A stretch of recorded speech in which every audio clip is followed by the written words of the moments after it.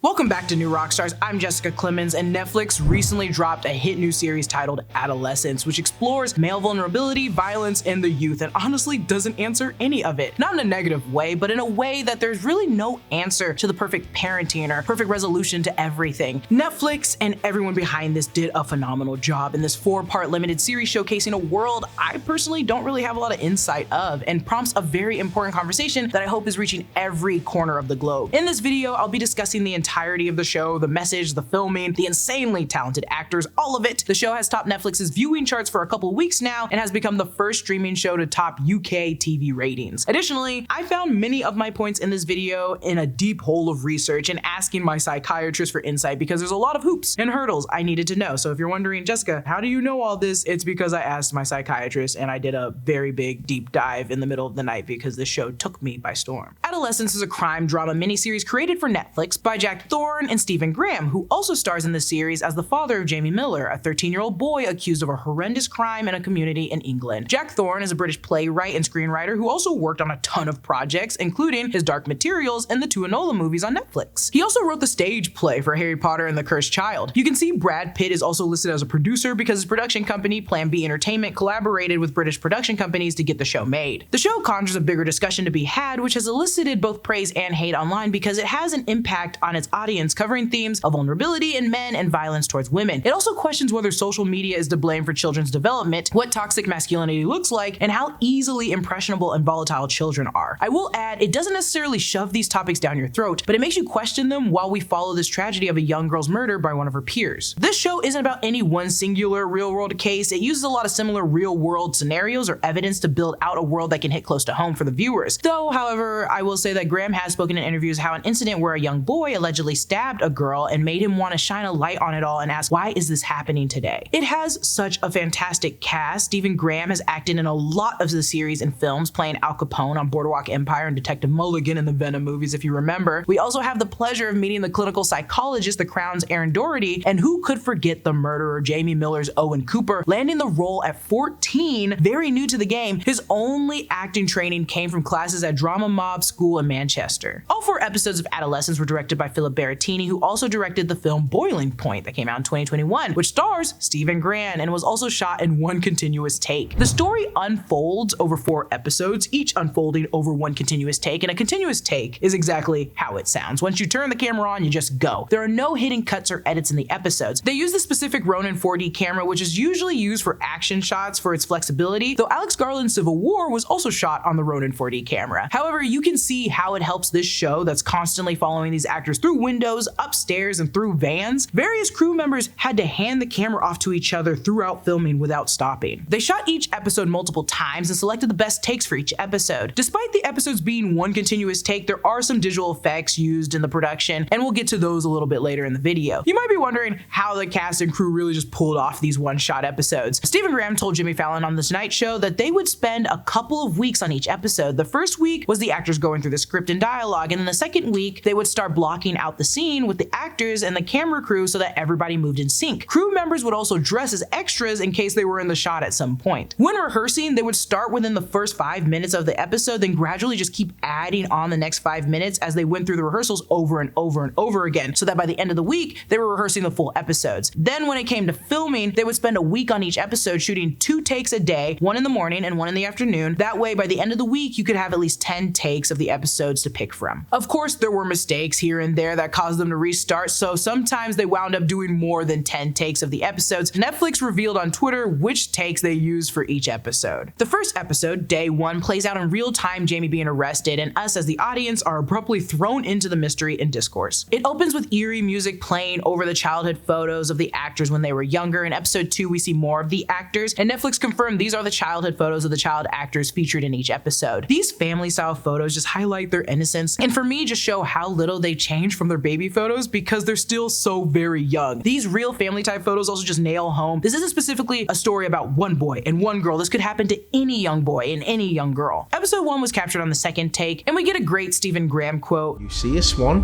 glides gracefully across the water, but its legs are flapping like mad. And that is basically what each one of these episodes are. In the episode, we meet Detective Inspector Luke Bascom, played by actor and rapper Ashley Walters, best known for the British crime drama Top Boy. Bascom's partner is Detective Sergeant Misha Frank, played by Faye Marsay, who's from a bunch of stuff, including Andor and Game of Thrones. So let's just get into the really grounded moments of this episode that make the episode great and super realistic. The Millers are a blue-collar family, and I think this is nice to highlight and hammer home because, again, this could literally happen to anyone. We see how the parents aren't really well-versed in what to do or how to handle this situation with the cops and the lawyers and just everything. Having a lawyer, even money for one, is a privilege and a cost, and many don't have that. So we're really living in their confusion and frustration during this entire scene. When they bust into the house, Jamie's mom tells the cops she's got 2 kids upstairs because she doesn't know which one they're there for. And the dad says, "I haven't done anything, you've got the wrong house," again because it's inconceivable to them that they'd be there for their 13-year-old son, so he naturally assumes they're just there for him. In this scene, they also really did break down that door, with production going through a total of 12 doors when filming episode 1. They had a specialist on set to refit the door each time. Throughout this episode and going forward, you'll hear Jamie say, "I didn't do anything wrong," or "I didn't do it," an instant coping mechanism children and teens use because they are admittedly not equipped to process or admit what they've done wrong. We've all been there to a degree. Yeah, maybe out of guilt or shame or fear of the consequences. However, what's really scary here is how Jamie rationalizes or just prioritizes the consequences of his actions. He's going so far as to continue lying in between his sobs when being cradled by his father.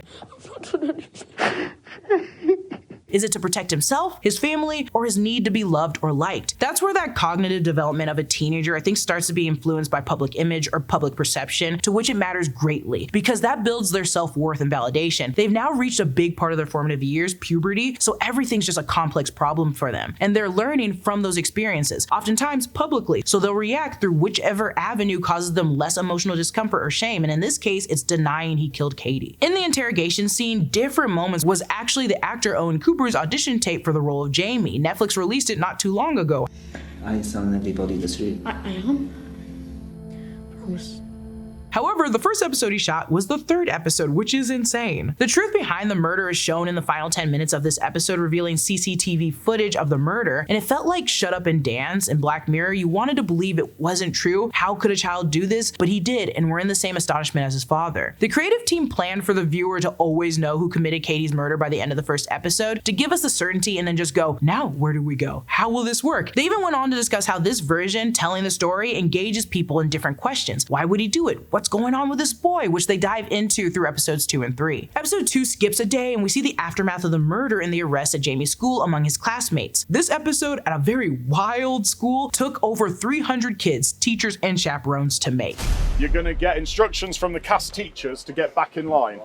Do not listen to them. According to Ashley Walters, aka Detective Bascom, for this episode in the last week they got 10 chances, 2 a day at shooting 1 take, and episode 2 was captured on the last take. There's a memorial outside the school for Katie, and through the murmurs and whispers between students and uncaring teachers, we meet Jamie's friends, Ryan and Tommy. Tommy is clearly more nervous and guilty than Ryan is, and there's so much character to these children just based off their body language alone and how they present themselves. It's not hard to deduce they're outcast or just know something's up. Additionally, Ryan seems surprised that Tommy's parents were upset, which suggests that Tommy probably has better parents, or more so, parents more present or involved. There's a spectrum in this child and parent involvement they explore this episode that I really like that they do it without involving the parents. We see how Jade is heartbroken, struggling with the fact that her best friend was murdered, but fears her mom having to come to the school after her fighting Ryan because her mom will be upset that she had to be pulled away from work. It's not whether the parents of these children are good or bad, it's a different contrasting over-involvement or lack thereof that is displayed in these children's reactions. Ryan's parents simply just don't care, which makes him less fearful of the cops, enough to not cower like Tommy does. We see Adam Bascom sitting alone by himself at the cafeteria table. Kids walk by and slam trash on his plate, so now we see why he really didn't want to go to school 2 days earlier. Bullying is a theme in this show, and the show does a great job of displaying it in a way that teens today may experience it. It's better than the over-the-top, almost cartoony depictions movies have been feeding us for a while. Hello?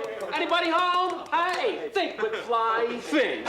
This feels relevant and grounded. Adam looks panicked when he hears his dad's voicemail about how he's at the school, most likely because Adam's dad is a cop, hence why the kid oinked at him during class when his dad was introduced. There's a link to be made about Bascom not really realizing his son's being bullied at school and Jamie's dad not having any clue what his son has been up to online and in school. In the classroom, there are inspirational and educational things on the bulletin boards that show the school and the teachers are really trying, but they just can't reach these kids the same way that social media media could. One bulletin board reads, "Change your words, change your mindset," and they're trying, but you know, kids are not gonna take that seriously. When the fire alarm goes off, one kid asks, "Is it terrorism?" And later, when they get back into the school, another girl asks, "Are you sure it's not a fire?" This shows the constant state of panic school kids are in these days. Kids aren't meant to live in this constant state of fight or flight, but alas, our little babies are. Another notable sentiment we see later in the children is during Jade and Ryan's fight, most of the students immediately pull out their cell phones to record, highlighting the kids' pull to social media and their phones. I'd also like to add the immediate critique of a girl beating up Ryan is made to the public masses, further emphasizing the topic of toxic masculinity that we'll explore in episode 3. Ryan, now in the nurse's office, he's commenting on how Bascom must have been popular back in school because of his looks. It's clear he looks up to him. He sees him as the peak of masculinity. However, we know Ryan is taking this extremely limited view of what masculinity is. The muscles and the good looks. This narrow view is restrictive for kids and society and the manosphere in general. They overlook all his other good qualities because they don't think that's valued. All that's valued to them is their looks. The scene between the teacher telling Jade she's got lots of other people behind her and Jade saying, "No, I don't, you're just saying that." This idea they come back to later in episode 3 with the therapist when Jamie is annoyed that she doesn't offer him empty platitudes like she should.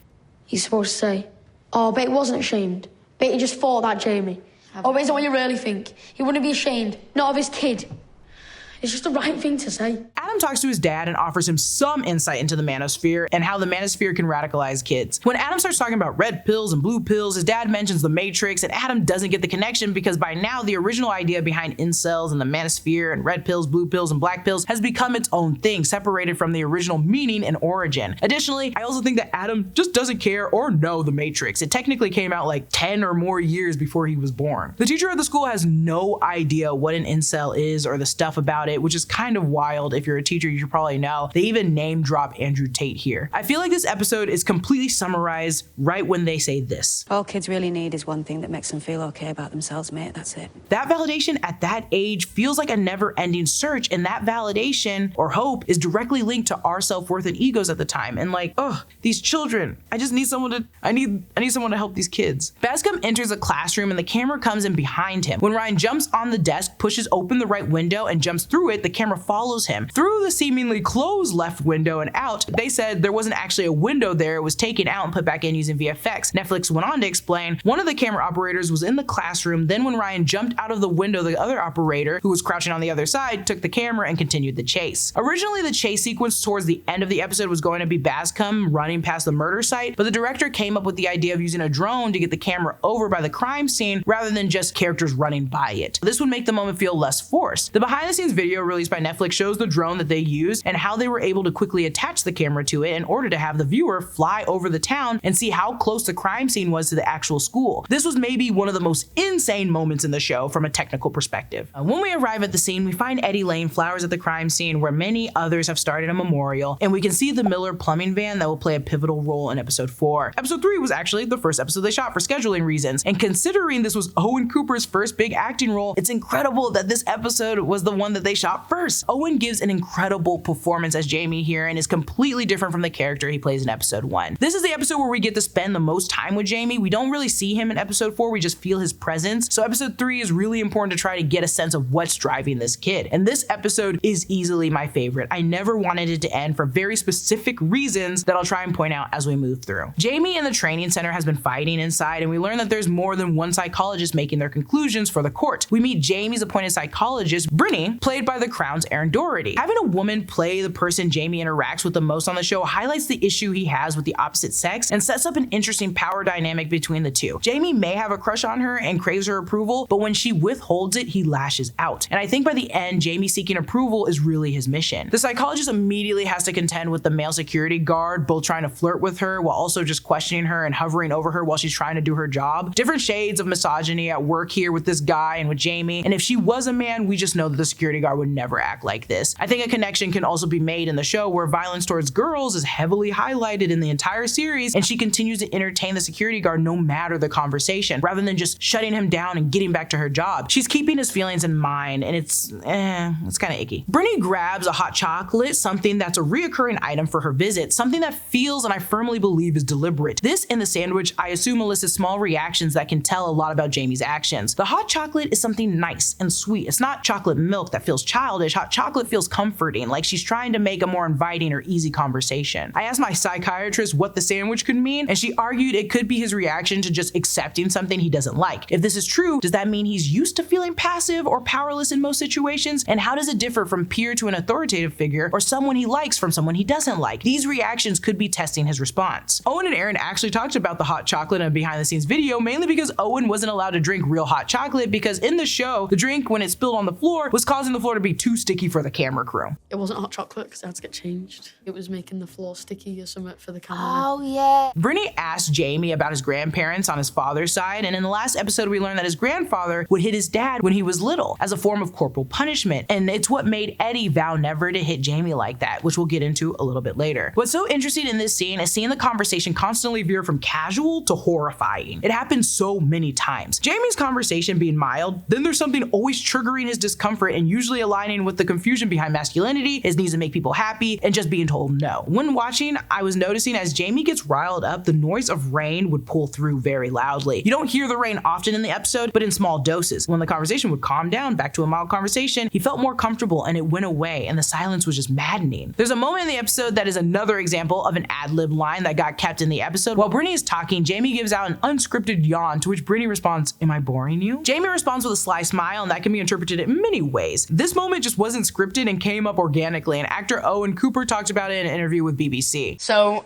in episode 3, it was the second take of the day. We do 2 takes a day, so it was the second take, and you know I was tired, so a yawn came to me, and then Erin did an amazing line. She said, "Am I boring you?" So, and that took me back because and it made me smile because it wasn't in the script, so I wasn't expecting that at all. Jamie brings up playing football, or soccer to us in the US, and whenever he messed up, his dad would look away, and his dad brings this very same thing up in episode 4. And I really like that we get stories here and more context later from his dad. I like how they can weave all the episodes like little independent stories. Brittany says she wasn't good at sports either, and Jamie says, "Yeah, but you were good at other stuff, weren't you?" Bringing it back to the quote from episode 2 about Misha and about how every kid just wants to be good at one thing. And you know, side note, what's funny about this is the exact same reason why I was enrolled in clown camp. And now look at me, a jester. After one of the bigger outbursts where Jamie tosses the hot chocolate, on her way out he asks for another hot chocolate and he feels a bit defeated, and she leaves, reminding us he doesn't really want her to go, to leave forever. Like I said, I think it's deliberate that she returns without the hot cocoa to see his reaction to her authority, especially as a woman. Will he demand she go back and get another one? When he doesn't, she continues the calm conversation, then apologizes for not getting it, to which she gets up and walks toward the door, and in fear that she'll leave again, he concedes, rushing her to sit back down. Clearly he wants to be liked and he doesn't like her being upset with him, which could be linked to his dad's approval, though I think he's just searching for approval from anyone nowadays. Near the end of the episode, when told this is their last session, Jamie lashes out, even yelling, "Tell my dad I'm okay," where in the first episode he bawled, telling his dad it wasn't me. And Owen talked about how his character Jamie always seeked to impress his dad and didn't want to let him down. He wants his dad, but he recognizes what he's done, and at the same time he doesn't want his dad to believe it, but since episode 1, that connection and that relationship just was severed. The saddest and overwhelming end to this episode was Brittany fighting for her professional role and personal feelings. Her and Jamie's relationship was genuine, and in an interview with Netflix they said she's the only person who will properly talk to him, and he just wants to be liked and recognized. And I know that she understands that her job is hard and you don't want to see this child for what he's done, but that's just not the case. Episode 4, 13 months later, instead of childhood photos of the actors, this one shows family photos of the Millers, since this episode focuses on the family. It also is the biggest time jump from the incident, taking place a year and a month from the murder. They're trying to get back to normal, and Eddie is putting the lawnmower away, having just mowed the lawn, and they're going to celebrate his 50th birthday. There's a cute moment where the mom and dad, where they're making breakfast and just flirting, but once the van thing happens, it just brings them back down to earth. He gets a birthday card from his dad and stepmom and makes a point to say that the card was written by his stepmom, highlighting the maybe not great or not close relationship between him and his dad. Then he gets a card from Jamie with a picture Jamie drew on it, and it's a really good photo. He drew really well. And again, reminds me of what Misha said in the second episode, how she was saved in school because of a good teacher and her love for art. Maybe if Jamie had this creative side encouraged, he'd have found a different outlet, or maybe something to, you know, let off steam in. We see the Miller's plumbing van in the driveway that seems to be the family's only vehicle. Someone has graffitied the word "nonce" on it. It also seems like they've been harassed in similar ways before. When Eddie says to phone the police, his wife says, "Again?" If you're not British like me and had to look up the word "nonce," it's a slang word used in the UK to describe someone who is involved with a sex crime, oftentimes, you know, a crime that involves a child. You can consider it slang term for pedophile. So the implication here could be accusing Eddie of abusing his son Jamie, which which led to him killing Katie, or maybe they're using it just to describe Jamie's violence towards Katie. Either way, the slang isn't commonly used in modern language and is outdated. They even spelled the word wrong. On the van, it's spelled with an S when it should be with a C, which probably indicates some teens who have never written that word before just spelling it wrong on the van. Later, Lisa tells her mom this. I